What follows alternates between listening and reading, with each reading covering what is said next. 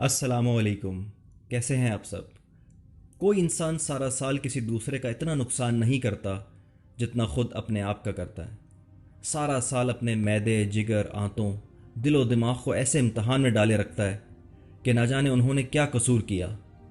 مرچ مسالے، چٹپٹے اور چکنائی سے بھرپور کھانے کھا کھا کر جسم میں ٹاکسکس بہت بڑھ جاتے ہیں جو تیزابیت، بلڈ پریشر، شوگر کو بے قابو کرتے ہیں۔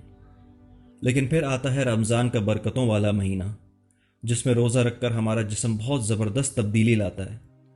روزہ رکھنے سے ہمارے جسم میں کیا تبدیلی آتی ہے، آئیے دیکھتے ہیں۔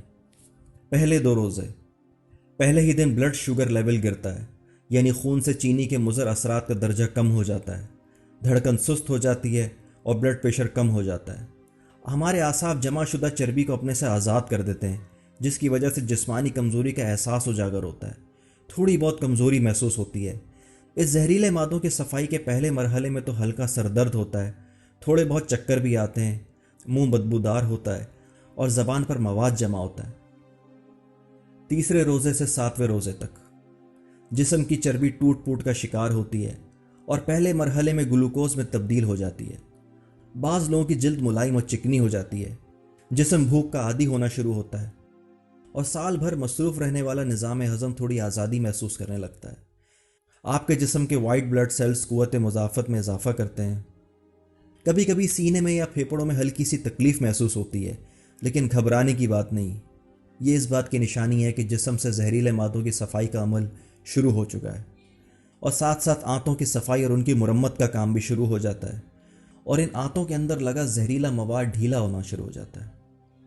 8ویں روزے سے 15ویں روزے تک آپ پہلے سے زیادہ توانا محسوس کرتے ہیں، دماغی طور پر چست اور ہلکا محسوس کرتے ہیں۔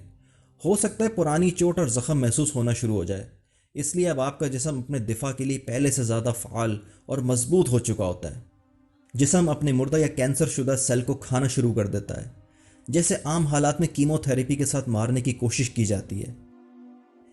16ویں روزے سے 30ویں روزے تک اب ہمارا آدھا رمضان کا مہینہ گزر چکا ہے۔ جسم میں ٹوٹ پوٹ کے ساتھ جو ریپیئرنگ ہونی تھی وہ ہو چکی ہے۔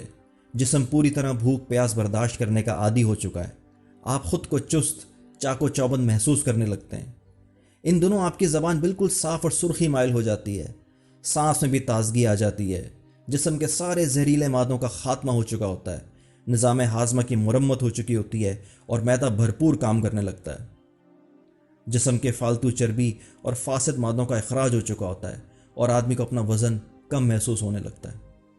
بدن اپنی پوری طاقت کے ساتھ اپنے فرائض ادا کرنا شروع کر دیتا ہے۔ 20ویں روزے کے بعد دماغ اور یادداشت تیز ہو جاتے ہیں، توجہ اور سوچ کو مرکوز کرنے کی صلاحیت بڑھ جاتی ہے، انسان کی میموری بہت شارپ ہو جاتی ہے۔ ان دنوں اگر کوئی کتاب پڑھی جائے تو پڑھے ہوئے الفاظ تیزی سے دماغ میں محفوظ ہو جاتے ہیں۔ یہی وجہ ہے کہ رمضان المبارک میں قرآن پاک پڑھنے کا زور بہت زیادہ دیا جاتا ہے، تاکہ اللہ تعالیٰ کے بتائے ہوئے احکامات انسان سارا سال یاد رکھ سکے۔ پھر بلا شبہ ہمارا بدن اور روح دونوں تیسرے عشرے کی برکات کو بھرپور انداز سے ادا کرنے کے قابل ہو جاتے ہیں۔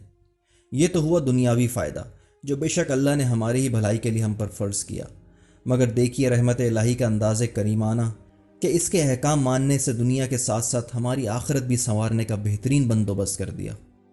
سبحان اللہ و بحمدہ۔ ویڈیو پسند آئی ہو تو لائک ضرور کریں، اور اگر آج تک سبسکرائب نہ کیا تو سبسکرائب کا بٹن ضرور دبائیں اور مفید باتیں پھیلانے میں ہمارا ساتھ دیں۔ بقیہ گفتگو کسی اور موضوع پر